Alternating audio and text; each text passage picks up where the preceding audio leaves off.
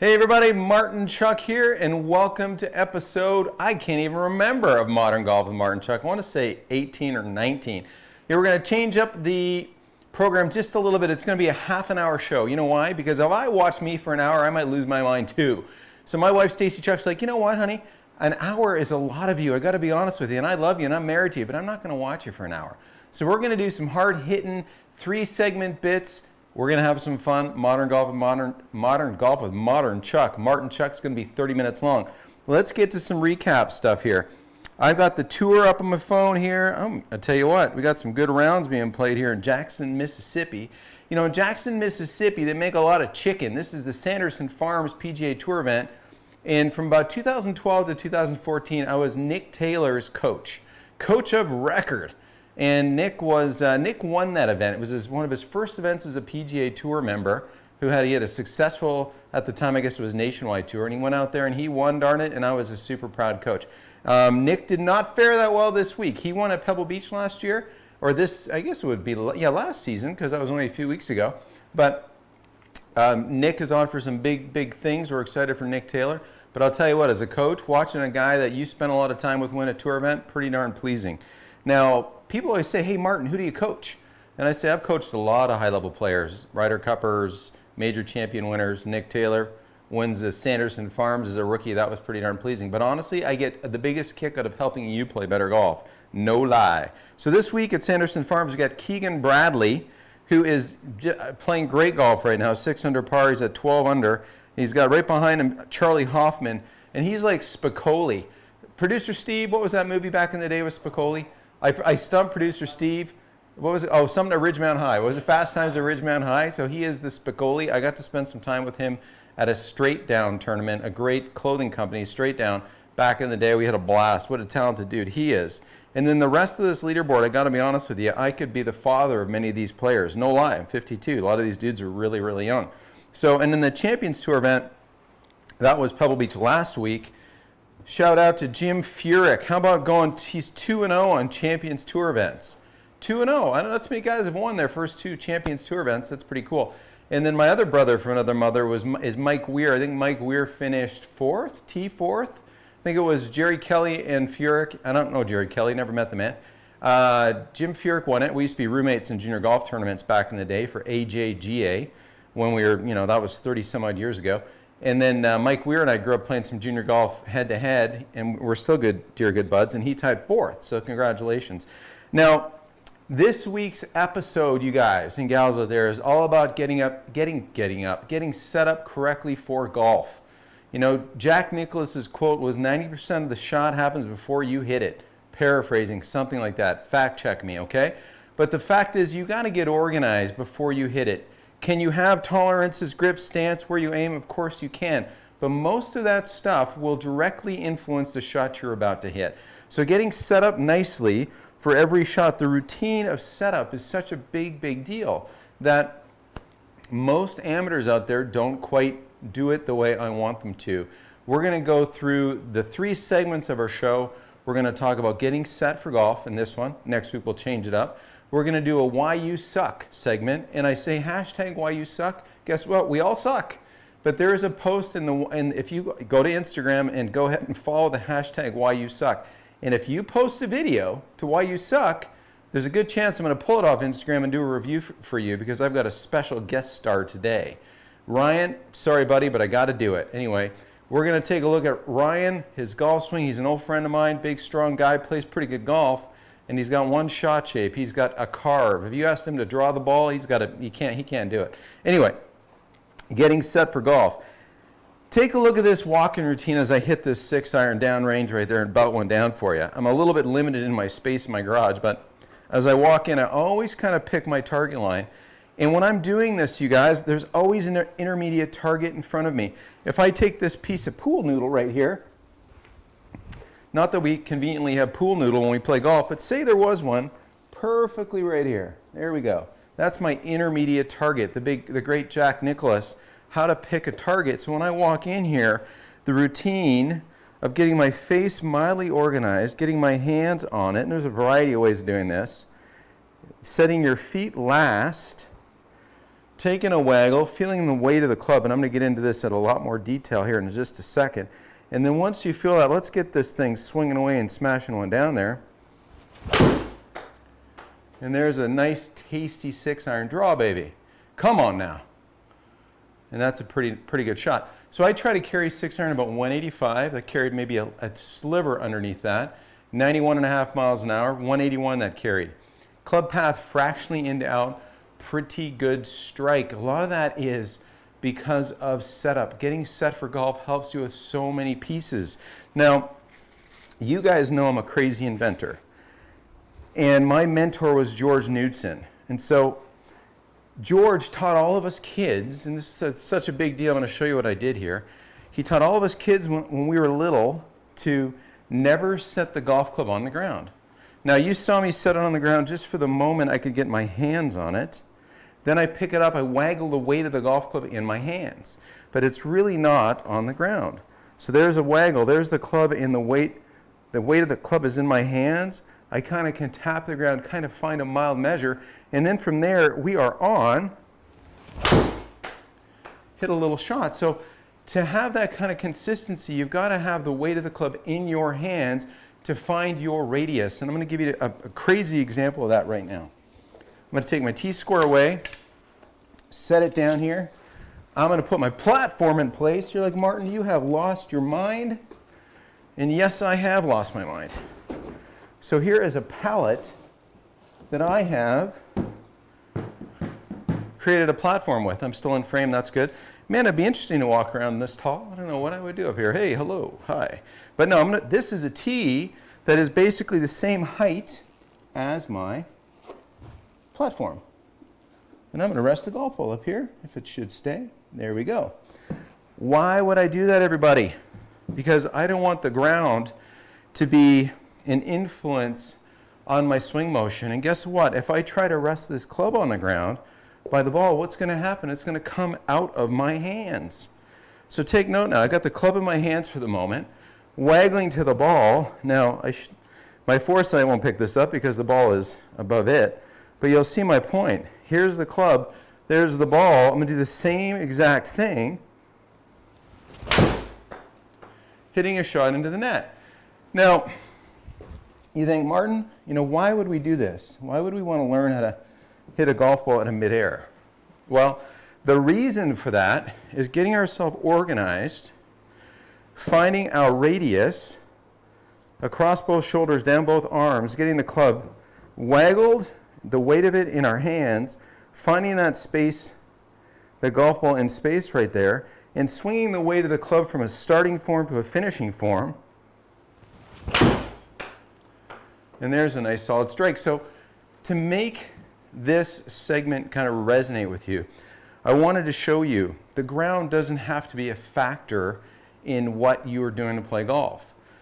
Sometimes you'll hear, you got to hit down to make the golf ball go up. Martin Hall would say, rubbish.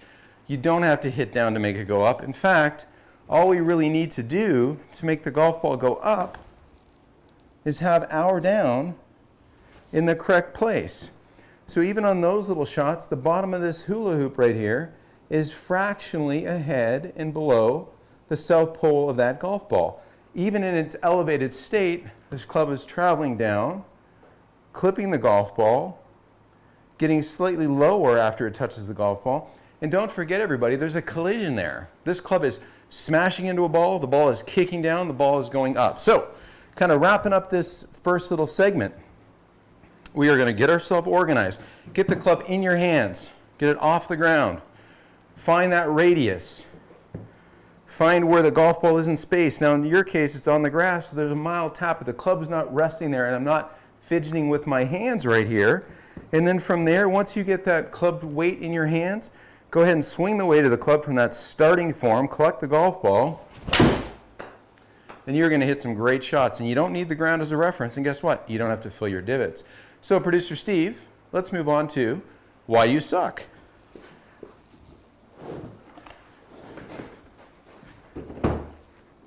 Changing the studio around a little bit. Perfect. The why you suck portion of the show. Now, here's what I want you to do.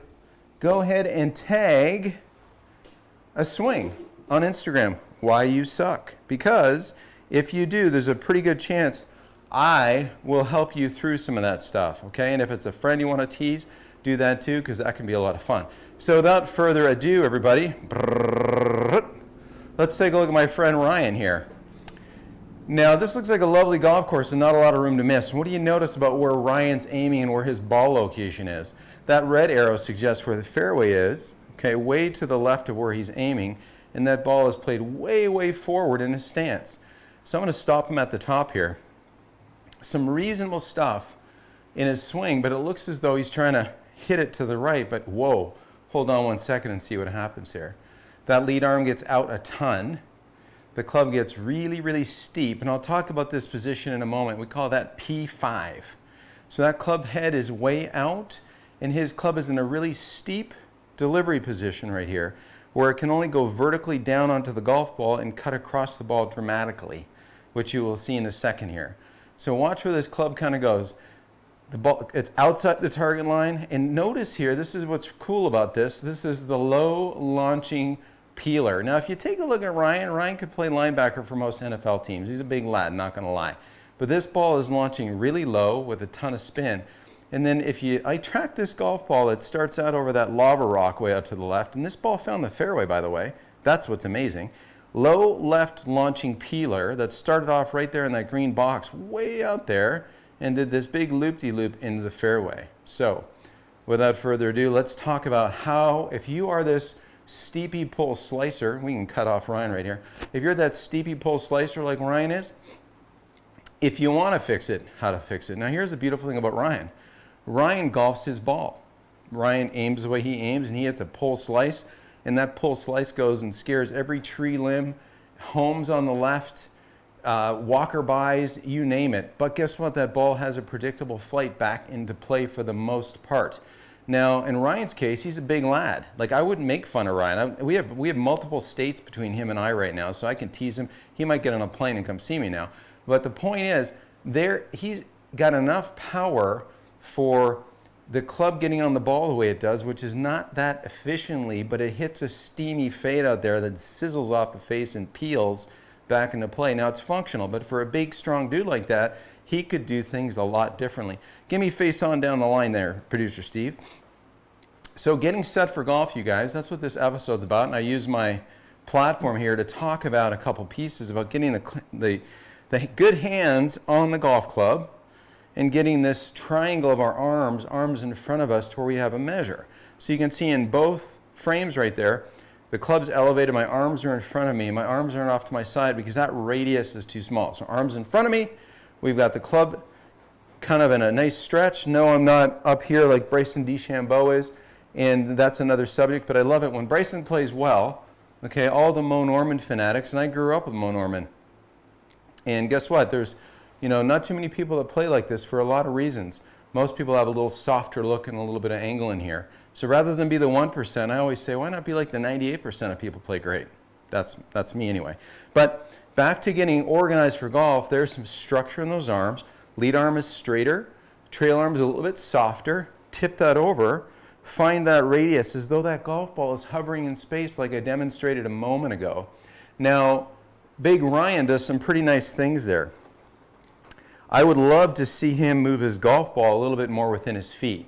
So Ryan, one of the reasons when I keep moving forward, the only path I can get on this golf ball is one that's really cutting across. You can see down the line on the right screen there that I can't get to it with any kind of inside out because I would chunk it. I have to be steep down and across it.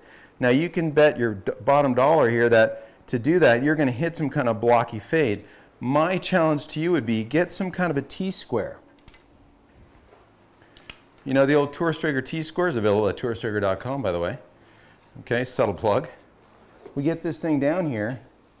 Now from here, you've got a target barber pole, the red and white. And that's not to honor my homeland, but why not? And now my new country, new citizen of the United States, by the way. So now when you set into this, you'll notice that the golf ball location is a little bit more centered within my stance. So when it's a little bit more centered within my stance, I have an opportunity for this club to work down and out to the golf ball to get to the bottom of that hula hoop before it works up and in. If I moved way over here, I couldn't do that. Only thing I could do is be steep and down on it, okay? So one thing of why you suck, let's get the golf ball a bit more within your stance. Now I know that was a driver video, and I know the drivers played forward within the stance, but when you practice, let's practice with a 6-iron or 7-iron for a little while. We'll go to the driver. And when you go to the driver, let's get that thing within your feet a little bit more, because you were pretty much like this. And again, the only way you can hit it is to be steep and down and over the top. So when we get the golf ball a little bit more within our feet, the other critical piece that we have to work on as we work through our golf swing. You do a fantastic job of getting organized. You look nice as you take it back to P2. P2 is this first parallel when the club is parallel to the ground and roughly parallel to the target line, like you see right there. P3 is when the lead arm is parallel to the ground, okay? Notice how the hands are sort of mid-chest. Hands aren't way out here and hands aren't pinned way back behind me. You do a pretty good job there, okay? P4 is when we get to the kind of top of our backswing. And statically, I can't really get to the top of my backswing. I need the flow of dynamics to swing my club to help me get to actual P4, my top of backswing. I need some run up. I need some momentum and inertia to sling this thing up to the top to actually get some appropriate stretch in my body. Because guess what a backswing is? It's a sling, S-L-I-N-G. It requires momentum and inertia to stretch you so you can respond the other way. You have a rotation, a counter rotation, and an extension. The backswing is a sling, and we've got to learn how to sling that thing so we have some momentum that stretches the obliques, gives us a nice stretch across the body so we get a nice response to speed this thing along. So Ryan, big Ryan, okay? If you want to start the golf ball a little straighter, and I think if you play courses that were slightly tree-lined and you didn't want to keep knocking down the trees on the left, disturbing, you know, the woodpeckers' home, the finches, the lovely birds that I know you don't mean any harm to, what I would do is think of this simple thing. Once we kind of get to the top, think of this, your hands working down a little bit before around. A simple phrase, down, before, around. Because what I want to see from you, and you'll see this in the right screen, as we take it to the top and we start to work our hands down, you'll start to see that as I'm unwinding, I still have some depth. Depth from shoulder to grip. There's a subtle angle right there. Back in your video, your hands are quite a bit over here. So your hands are very stuck in your rotation. So when they're stuck in your rotation, the last second response is the only thing you can do is to kind of hold on and hit a big peely fade. And you're just physically big enough to make that thing sort of make sense. But man, oh man, if you ever had this working for you, you would hit it 90 miles by Arkansas Pat Dunn, okay? Not that you don't hit it up there with him now or beyond, but let's get this up to P4. I want you to have this sense of the club getting away from you. Okay, my buddy, my dear mentor coach, Peter Croker, calls this going A to B. This sense of karate chop, this bent right wrist as it works down. Doesn't want to tumble this way, just wants to get the club to flee away from you a little bit. The club gets lower. Notice how the club is behind the hands right here now. Then the body's instinct is to add a bit of rotation, and guess what you get? Voila! You get a club that's traveling a little bit shallower into impact, one that's not so steep. So if you get that, you get some nice things that happen in the intersection of grass, ball, and club that will create an effective strike for you. So again, let's get organized over the ball, feel that structure, that triangle, a little bit of waggle. The club doesn't really rest again, we feel the weight of it. Let's deliver that back sling. Let's hit a little shot, and there's a nice little draw that's just a fraction left of the target line, but not too bad, felt pretty good. So, the why you suck segment of the show. Everybody sucks. I suck, you suck, we all suck. Post on Instagram. Now I'm going to give another little plug in Instagram. We've just given away the 11th prize, I want to say, in Instagram. We've got 21 days of Hanma giveaways. Are you kidding me? We just gave away a set of Hanma. What did we give away today? We gave away the TR20Ps, I want to say. Tomorrow we're giving away a hybrid. So if you follow Martin Chuck PGA, at Martin Chuck PGA on Instagram, just enter. Rules are simple. Guess what? There's a random common picker. I hit random, it just tumbles up the names. Poof, it says so-and-so won. In all the prizes so far, I've only known one of the winners. And one of the winners was just a guy who follows me on social media. Tall John, my good buddy John Albritton. And I think he won the second prize. He won a hybrid. So tomorrow we're giving away another hybrid. The next day we're giving away a set of TR20Bs. You know what those are? They're the blades. Those things are gorgeous. They are a beautiful blade, not for everybody, but you know what? If you need a nice clean shave and you're going out for a nice steak dinner, you might want those TR20Bs. So I'll tell you what, this brings us to our next segment of the show. This is our drills and skills segment of the show. And so Ryan, hope those little tips help you.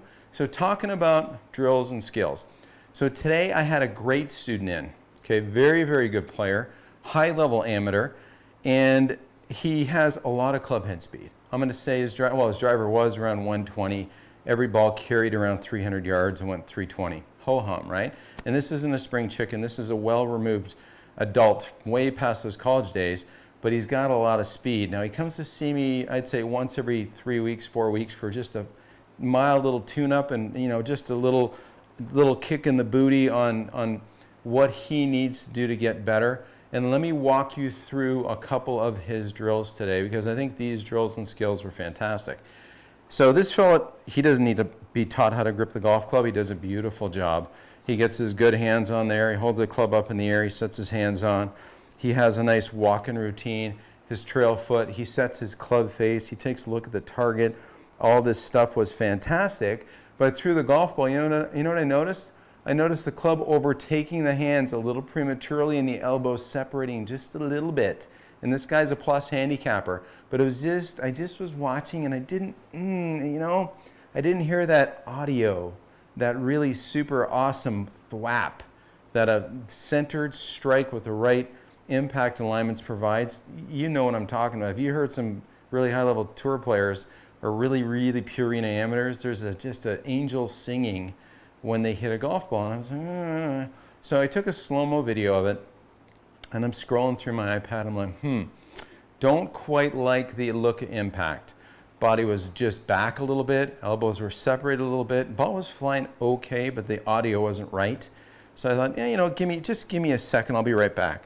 And, I tell you, a shameless plug, but why not? It took about 2 minutes of swinging with the smart ball on to where he said, oh, you know what, I broke mine. Somehow I pulled a deal off here and blah, blah, blah. And a lot of people do, they blow these up, leave them hanging on their bag, roll around on their cart, and stuff happens. I mean, you got to kind of take care of stuff, right? Anyway, so he broke his, but it was a couple swings into it where he got his smart ball below his elbows a little bit, and then I said, do me a favor. So he was hitting 7 irons, and carrying it 185, 190-ish. I said, give me a 7 iron give me a 150 shot. So he's like, okay, 150. So I knew 150 wouldn't be 150, but it'd be more like 165. But I said, give me a little 3/4 both side kind of swing, and he did. And he hit a little laser out there, kind of like that one right there, and I said, give me a 150, and that's a flying too far. Just that one flew 175, and that was just a wee little chip shot, And the funny thing about it is, we always think that we have to swing harder than we do to get the result we need. And so with this really good player, it's like, man, I just felt like I waved at that, and it darn near went the full distance that I feel like I have to take this, lose my angles, lose some of these impact and wrist relationships to hit a great shot. So, it took a couple of swings, wasn't too many. Smart ball, and you could, if you're a DIY guy, I'd love to sell you one of these. Go to tourstriker.com, we'll sell you one. We were sold out for a while. I know producer Steve helps out in the warehouse, and we just had to package up a bunch of these, didn't we, producer Steve? He's nodding in the background. But ultimately, the reason why this thing's really good is it weighs nothing. It doesn't get in the way. It's not heavy. It doesn't throw you out of balance.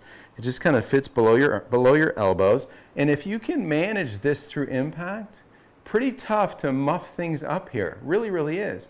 And the more you manage your arms, everybody, the more your wrist conditions kind of stay in check. Because if we go to the top of your swing, and featuring my new Nike shorts right here, if we go to the top of your swing and elbows buckle and wrist conditions get too excessive, whatever we wind up, we have to unwind. So when I was working with this high-level player this morning, he had a little bit of that overly flexed wrist conditions, elbows were a little separated, still hit it pretty good, but again, you can't fool somebody who's been around the game as long as I have. It didn't have the angel singing when he struck the ball, and it didn't take too many with the old smart ball for him to kind of get it sorted. So that was easy peasy lemon squeezy right there. Now, the next little exercise for you guys. I love dynamic drills. Okay, love them. So here's a couple of dynamic drills I want you to do. We're going to do it one way, or we're going to do it another way. We're going to do my favorite and what's become my new favorite. Okay, so 3 golf balls. So check out the rhythm of this. This is going to confuse foresight, so you won't see these. But go ahead and get your hands on here. You know what we call this? We call this the young man on a sweaty day in August, trying to get the range balls from the rough back into the driving range so the range picker can pick them up. It's called the range picker drill. So there's a rhythm to this. We send the club forward. We feel the rhythm. Watch the event of this, step and strike. So there's going to be a little step, a little strike, a little step, a little strike, a little step, and a little strike. And if you pay for your range balls by the dozen, I can understand, well, maybe you might be apprehensive of doing this. But if you start to feel the rhythm and dynamics of this stuff, amazing exercise for you to get a lot better. So I'm going to do the regular range picker one more time. And notice that I did not stop. And sometimes, if it was a busy day at the range, the sides of the range would be littered. And as a kid, I have a club in hand and I'd be kind of stepping and striking and stepping and striking.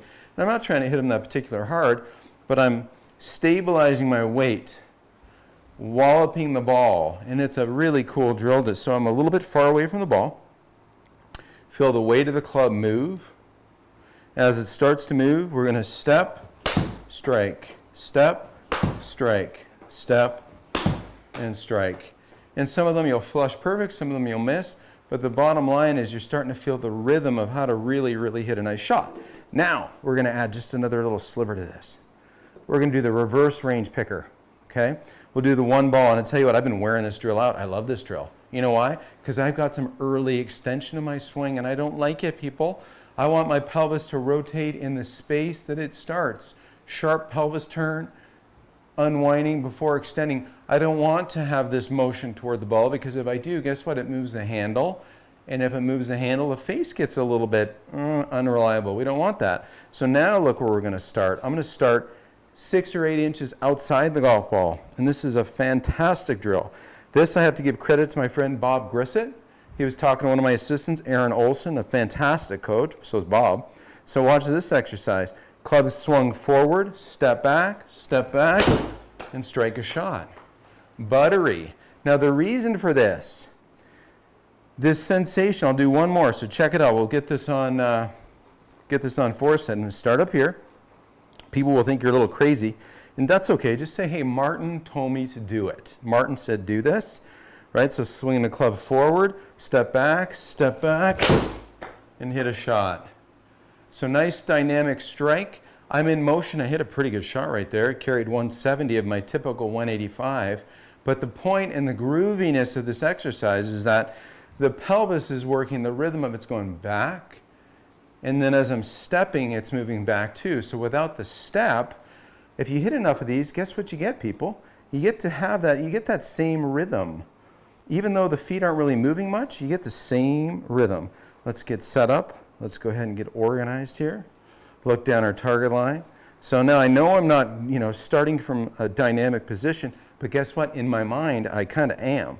The club is swung back. My pelvis is working back and back. And ooh, baby, you like that. I got to look this way to see it so straight I can't see. And that's a perfect 6-iron right there. So ladies and gentlemen, you do those couple of drills, whether you're a high handicapper or a low handicapper, you're going to get a lot better. A little smart ball in to kind of remind yourself of structure. A little hip action. The reverse range picker and then the normal range picker, you are going to hit it fantastic. So this is Martin Chuck. Playing a little rock and roll on my golf club for you. Thanks for watching. I want to thank my sponsors, Nike Golf, Foresight Golf, Hanma, absolutely being fantastic to me. I really appreciate it. 21 days on my giveaways. Come on, people, get on my Instagram, Martin Chuck PGA. Win some free stuff, would you? And so that's a big deal. Get on there. I'm giving it away, or they're giving it to me to give away, and I'm happy. I feel like Santa Claus, but without the beard. So I look forward to seeing you next week. Thanks for watching.